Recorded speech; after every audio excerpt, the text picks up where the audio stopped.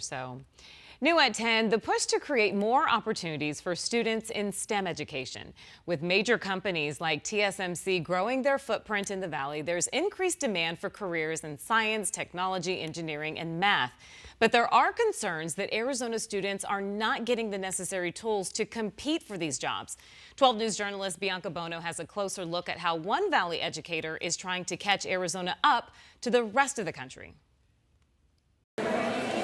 Inside Freedom Elementary School in Buckeye. Do cold batteries last longer than warm batteries? Music does affect the growth of the plant. It increases the photoplasm. You'll find the future of Arizona. I want to be a police and a scientist. Maybe a scientist, an engineer, or a scientist. Students are showing off their science experiments. How do gummy bears change in different liquids? This focus on STEM, or science, technology, engineering, and math, is largely because of Susan Madison. This is what the future is. The science teacher also teaches an after-school STEM and robotics club. They're asking and doing and trying to learn about coding. She's been able to bring in 3D printers, robotics devices, and more because she's a fellow with the Arizona STEM Acceleration Project, a program that supports teachers who apply with materials, stipends, and training. If we don't have kids interested, excited, seeing themselves going into STEM professions by middle school,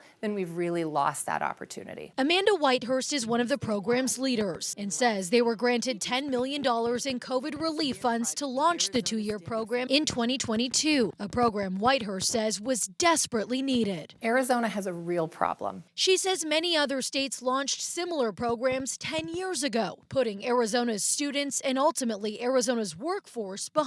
Major companies like TSMC and Intel have set up shop in the Valley, but experts say Arizonans don't have the skill set to qualify for those jobs. These companies are looking out of state, asking people to move here. In September, ASAP's grant runs out, and if they can't secure additional funding, the STEM program is over. One of the things that the public can really know is that their voice is very important in terms of letting policymakers know how important programs like this are as an investment for their children. Whitehurst, Madison, and the hundreds of teachers working to improve Arizona's STEM education hope someone will step up. I was looking to see if we can find the color white using RGB lasers. So more Arizona students can get opportunities. It took like a couple days, but overall it turned out pretty good. To be a part of the state's future. It's definitely not something that we can afford to wait another 5 years. And right now the program includes more than 400 teachers representing every county in the state.